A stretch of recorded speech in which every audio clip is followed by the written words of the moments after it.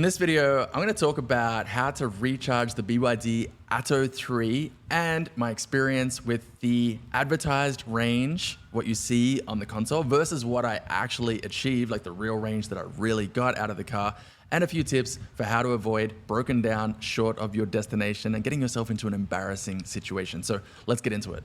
I'll be honest, before we rented the BYD Atto 3, and we had the car for about 9 days. But before I made that reservation, my biggest concern about renting this car was the range and the recharging options. And can we get from here to there? Because we were planning on driving around a fairly remote, fairly rural area of Australia, Western Australia. And there's some really, really big distances between places. And I was concerned. I'm like, hey, can we even get from here to there? Turns out, yeah, you can. So that was actually a nice surprise. Even in Western Australia, a giant place. And even now, it's ready. So I would say over time, that's just gonna get better and better and better. And yeah, in future, when we go back to Western Australia again, I plan to rent the same BYD Atto 3 again and again. Well, hopefully I can get my hands on a BYD Dolphin or maybe even a Seal at some point. But if they only have a BYD Atto 3, I certainly intend to hire that car instead of some other type of vehicle. All right, in terms of how to actually recharge the Atto 3, it's pretty easy. In our experience, we had to get an app on our phone. It was called Charge Fox, I believe. But for you, depending on where you are, you've probably got to use some different app. So if you're hiring the car, just talk to the rental company and ask them about how to do it. I'm sure they can explain it to you perfectly.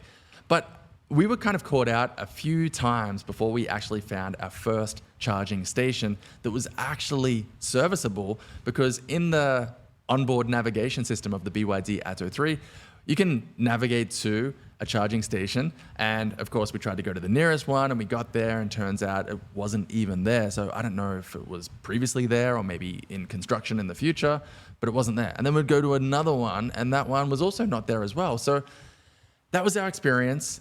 The navigation system of the BYD Atto 3, it just didn't seem to know the correct places. And it was getting to the point where it became a bit concerning because eventually we're gonna run out of power and the car's gonna break down, right? So luckily we did have enough available power to get to, I think on our third attempt, we finally got to a charging station that actually worked. And then we figured out, all right, we've just gotta use this brand, this company's charging stations.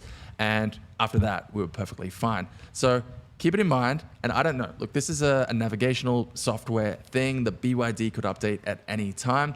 So I'm sure this will improve over time, but our experience was just be careful. Maybe not everything you see in the onboard navigation is actually serviceable and functioning. Different charging stations we found were vastly different in terms of how long it took to recharge from, essentially empty or whatever remaining charge you have back to full. It depends a lot on the flow, the available speed of the charging station. So check it out.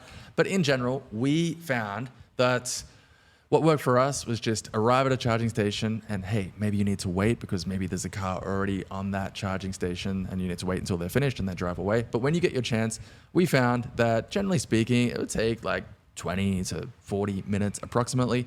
So we would park the car, get the charge started, lock the car, and then go for a walk. Maybe go and get a coffee or take a walk and come back in approximately half an hour.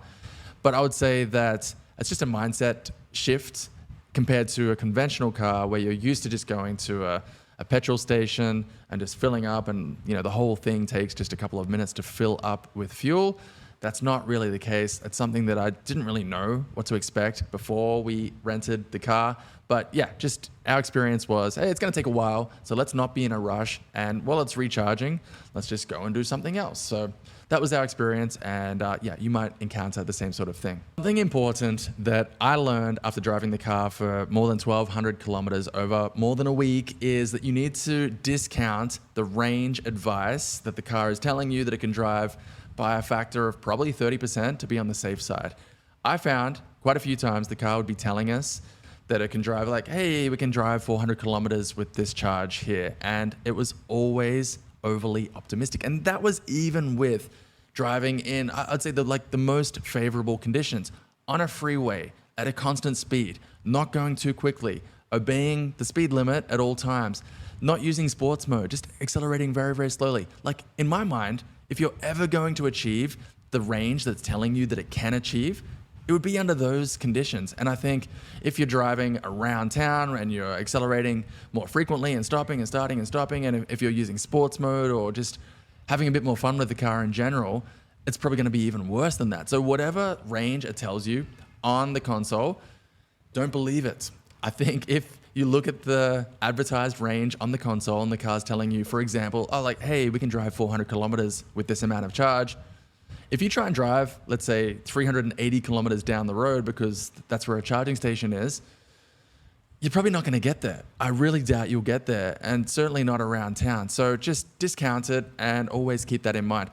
We found this again and again and again. I was always having to discount it. And I think if you don't, you're just going to get yourself in hot water. So whatever it says it can do, just discount it and you'll be on the safe side.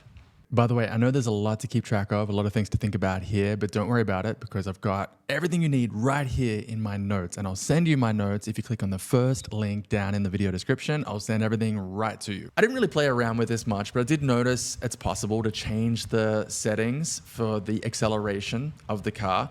We used just the eco mode all the time, but you can use sports mode. And I assume the difference is faster acceleration.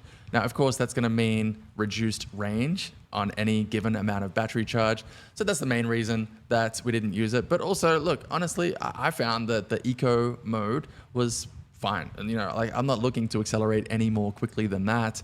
So for me, eco mode was fine, but just keep in mind that if you are going to use the sports mode, or if you're driving the car just manually and you want to accelerate more quickly, like you want to have a bit of fun with the car, just keep in mind that's going to harm your range capability even more than what I talked about. Now, I think in general, discounting it by 30%, that's probably fine. Like I think the difference between the range that it's telling you and what you actually get is probably more like, 20% reduction. But just keep in mind, how you drive the car and the settings in which you're driving the car will impact your actual range that you will get. Overall, I was pleasantly surprised by the recharging capabilities and the range capabilities of the BYD Atto 3. Like I said earlier in this video, my main hesitation before I rented the car was, hey, can we get from point A to point B? How do we recharge this thing? Is it going to be able to make it over the distance that we want to drive? And I was pleasantly surprised. And for that reason, I'm going to have absolutely no hesitation in the future hiring a BYD Atto 3, or hopefully other models of BYD as well, anywhere we go, because it was just such a nice experience overall. But one thing that I really, really didn't like, and there were a few things I didn't like about the BYD Atto 3, but one thing that jumped out at me first as something that I didn't like was the lane keep assist system. Drives me insane. Anyway, I talk all about that particular system and I cover everything you need to know in this video right here.